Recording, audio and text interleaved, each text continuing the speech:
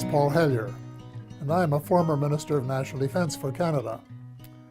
This disturbing message is for the several million Americans and others who were kind enough to listen to the 22-minute presentation at the Citizens Disclosure hearing in Washington in May 2013, and for anyone else who cares deeply about the future of their country and the planet Earth. The U.S. is in grave danger. Strangely, the peril is not from foreign enemies, but from enemies within. So I beg you to listen to a summary of the major problems, followed by some suggestions as to how the U.S. might be recaptured by loyal Americans, to the enormous relief of friends who have been watching helplessly from the sidelines. The stakes couldn't be higher. So I spent the 15 months following the Washington hearing feverishly writing a new book, incorporating what I think every American has the right to know and must know to end the incredible naivety observed at the citizens' hearing.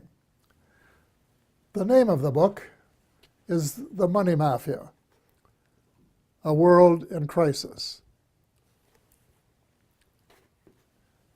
Most of my friends, both American and Canadian, tend to agree that the world is in a state of crisis.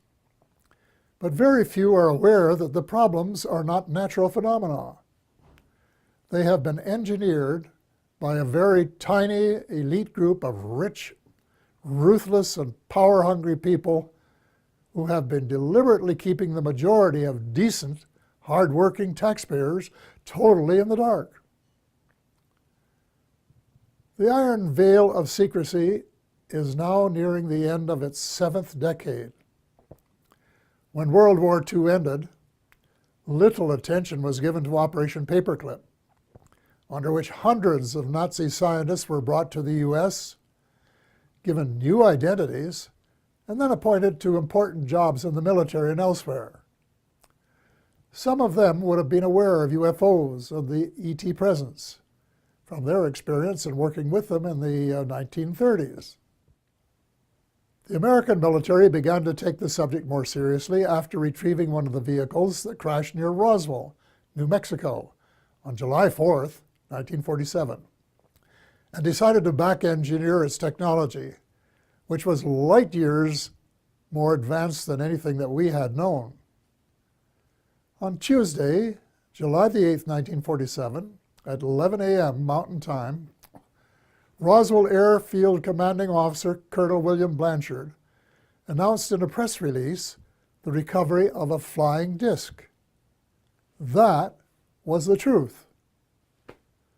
Later that same day, at approximately 4:30 p.m. Central Time, Brigadier General Roger Ramey, commander of the 8th Air Force and Blanchard's supervising officer, presented to the press an alternative story.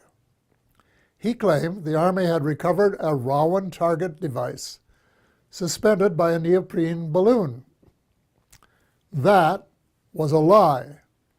In fact, it was the cornerstone lie of what was to become a cult of lying and disinformation that is still United States policy today, 68 years later. In my brief address to the Citizens Disclosure hearing, I said that the United States and much of the Western world is ultimately controlled by an unelected, unaccountable cabal.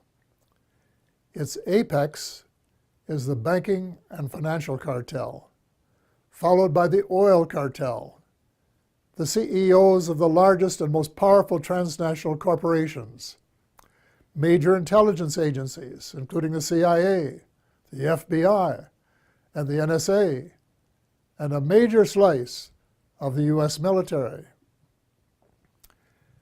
Their collective power and influence is incalculable, and it is their plan for the U.S. and the rest of us that is so alarming. Their plan is an empire greater in size and power than any empire before it, They call this the New World Order, which, ironically, is the same name Hitler used for the smaller empire he imagined. One sure thing, the New World Order will end all pretense of government of, by, and for the people. It will be a dictatorship of, by, and for a small minority of the rich and privileged elite. Much of its power lies in the privately owned banking system. Why monarchs and politicians allowed a private cartel to become the monopoly supplier of new money, we will never know. But this power is almost absolute and can determine the fate of nations and their people. A system where nearly all money is created as debt, and debt that has to be repaid with interest, but where no one creates any money with which to pay the interest, is a dead end that leaves debtors with no alternative but to borrow the money to pay the interest and go deeper and deeper into debt. It's so wildly absurd that a grade 10 student would only need a few minutes to recognize it as one giant Ponzi scheme. Banks can invest $5 million and leverage it to create $100 million in loans that have to be repaid with interest. In effect, they skim 95% off the top of every loan. That is the reason I call them the money mafia. Monetary reform is the most urgent of all essential reforms, and my book contains a specific formula that the brave Occupy Wall Street protesters could have used to advantage when asked, "But what do you suggest?" What they lacked was the answer to that question. If about 99% of the population don't understand a deception that has been responsible for the Great Depression of the 1930s, the terrible recessions of 1981-82, 1991, and the Great Recession of the 21st century, it's not too difficult to understand why there are so many skeptics about UFOs and their occupants, even though several species have been visiting planet Earth for thousands of years. The crashes near Roswell, New Mexico, that I referred to earlier, were, in a sense, watershed events. In Canada, Wilbert Smith, a senior officer in our Federal Department of Transport, of which I later became minister, wrote a top-secret memorandum to his boss based on information he had received during a visit to our embassy in Washington. The memo, dated November 21st, 1950, read in part as follows. A. The matter is the most highly classified subject in the United States, reading higher even than the H-bomb. B. Flying saucers exist. C. Their modus operandi is unknown, but concentrated effort is being made by a small group headed by Dr. Vannevar Bush. D. The entire matter is considered by the United States authorities to be of tremendous significance. A control group of 12 senior civilian scientists and military officers was established by President Truman. They were known as the Majestic 12, or MJ-12, which issued a memorandum that included how to respond to UFO sightings by saying that they were natural phenomena, such as plasma or swamp gas, or that the observer might have been imbibing too much Jack Daniels bourbon. Nothing could be further from the truth. Under the Eisenhower administration, much of the physical engineering was transferred to underground facilities in Nevada and Arizona. Meanwhile, much of the control was transferred to civilian agencies in order to create plausible deniability as to its existence. When President Eisenhower wanted to take a look at the restricted areas, he was denied access.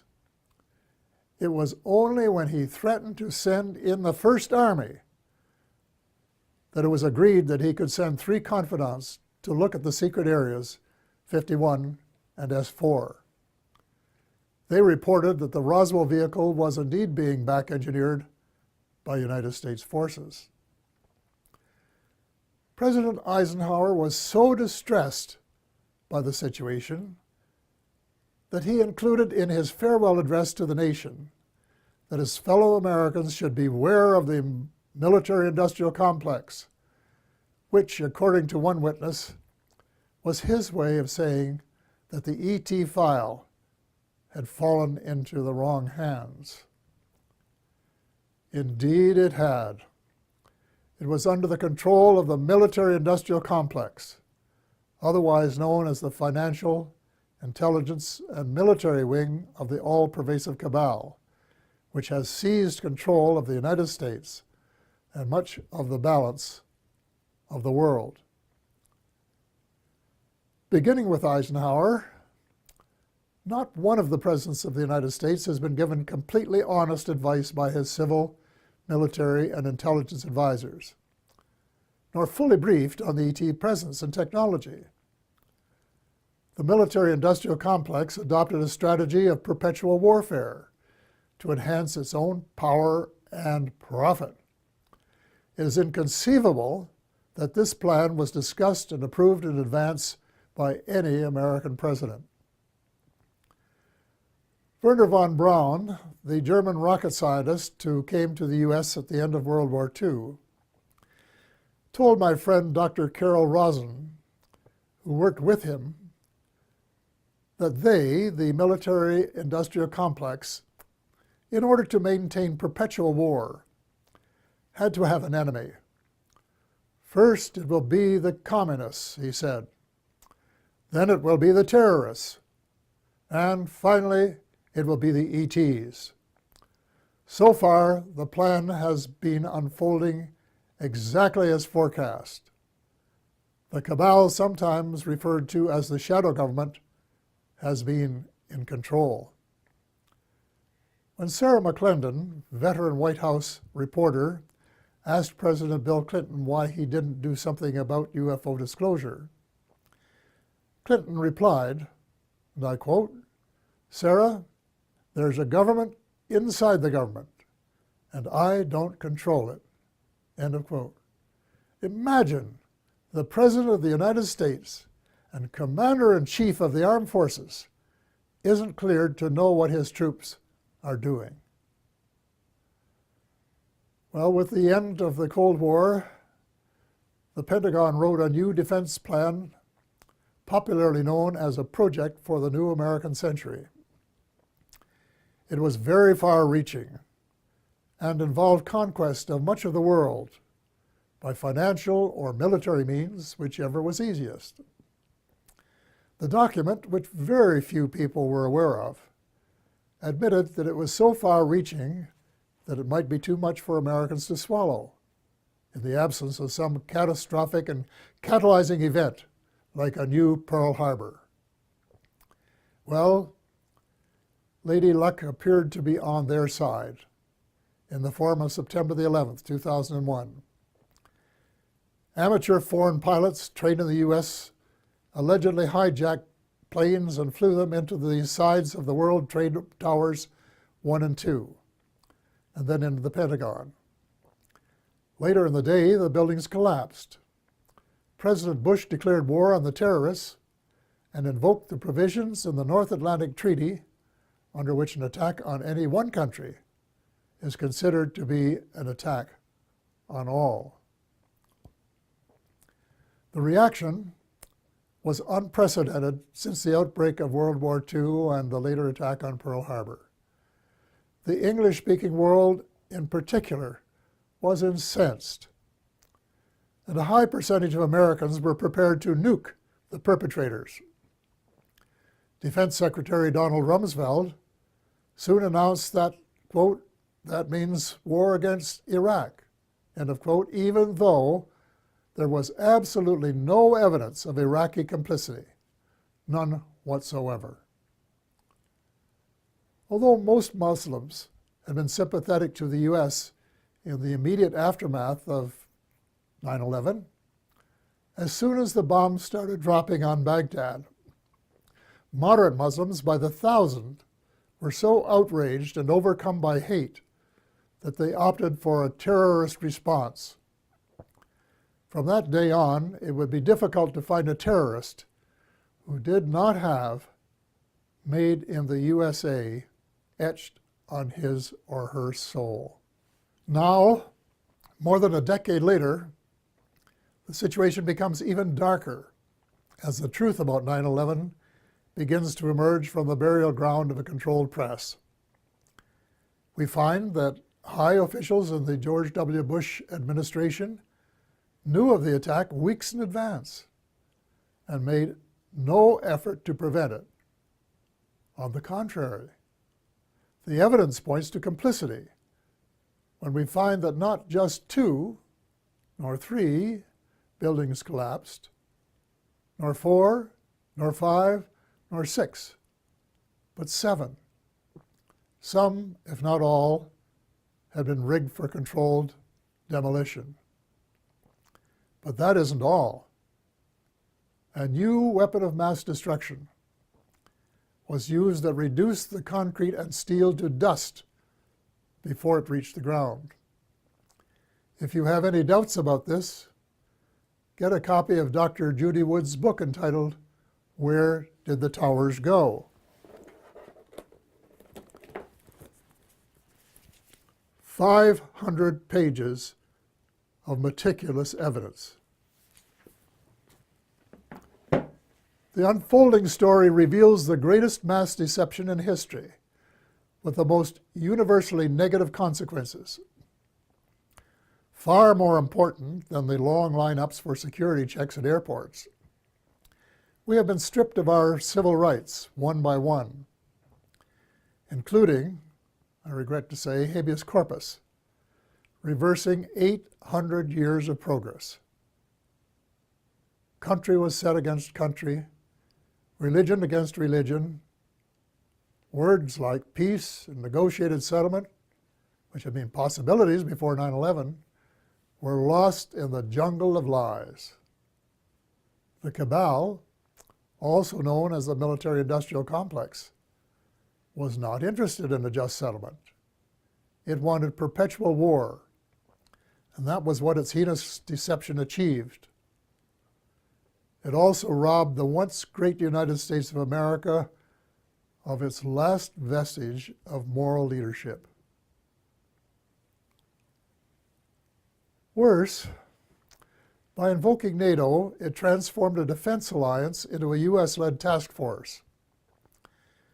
And by recruiting former countries from the Soviet Union, an obvious provocation to Russia, it has managed to create rumblings of a new Cold War.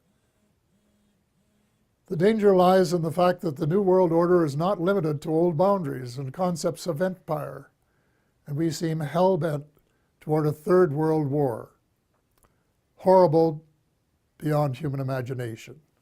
It must not be allowed to happen.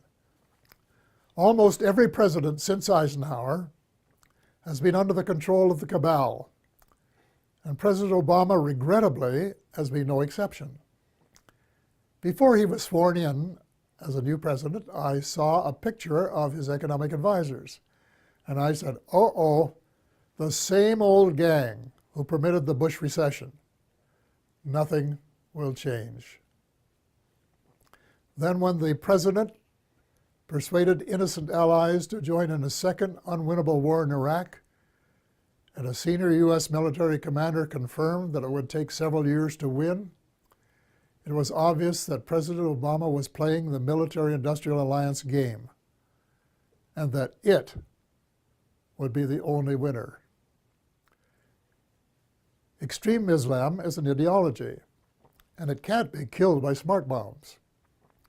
Most ISIS recruits begin as young idealists who are repelled by the way the world is being run and are looking for a better way. Any effective strategy must be to win their hearts and minds, and not just to kill them and make them martyrs to a cause. Step number 1 is to convince President Obama that the policies of his predecessor benefit no one but the arms manufacturers. So all non-Muslim members of the coalition should withdraw from the war against the Islamic State and begin to reverse all of the wrongs committed by the West in recent years.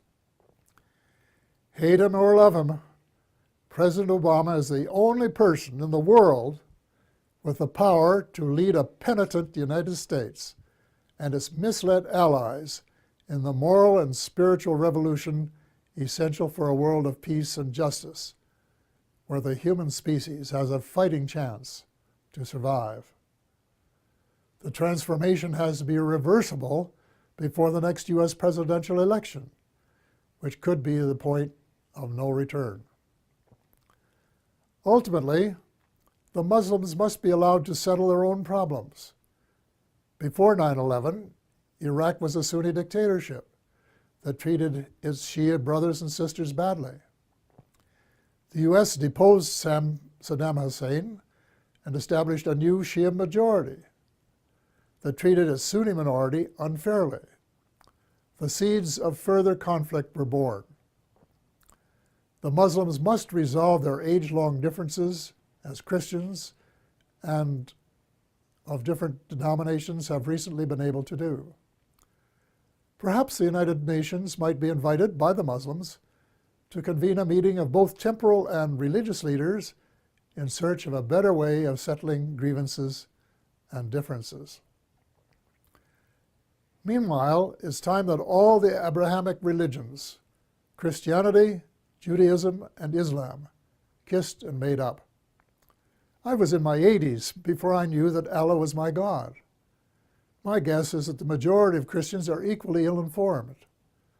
And the Israelites should start treating Palestinians as the blood brothers that they really are, instead of as inferior beings. It is wise to remember that the original covenant with the Creator applied to all of Abraham's children, and not just to the favored few. The bottom line is that the use of drones, suicide bombs, and crushing military superiority on the part of Christians, Muslims, and Jews are all prohibited by their holy books. The next step is to persuade all the major religions to practice the one principle that they have in common, which is to treat others the way they would want to be treated if the roles were reversed. Universal practice of the Golden Rule would transform the world. I get hundreds of emails from decent Americans and like-minded individuals in a dozen countries who want nothing more than the end of militarism and a massive shift in priorities toward universal peace and justice. Quite a few are involved in small projects that are making a significant difference at the micro level. But most of them are realists and recognize that the cabal doesn't want peace and justice. It wants power, wealth, and empire. So what can an individual do in the face of unprecedented power and wealth? The cabal, headed by the banking cartel, has almost unlimited financial power. But we, the people, have the numbers and must combine our limited power to form a critical mass that can move mountains. There is no guaranteed formula, but an educated guess would be that if 5 million decent and determined Americans got a copy of The Money Mafia, A World in Crisis, read it carefully, and then actively supported the comprehensive action plan set out in it, a miracle could happen. Each one of the 5 million would have to write a personal letter to the president, their senator, and their congressperson, demanding action forthwith in each of the critical areas in the same spirit of bipartisanship that would be expected in a war to save the world, which is exactly what is at stake. I am not going to repeat the list of essential reforms here, except for a few key items. The U.S. should play a leadership role in ending the private bankers' monopoly to print money. Actually, it isn't really money, it's just credit created out of thin air, a computer entry, and restore some of the power to the people that is rightfully theirs.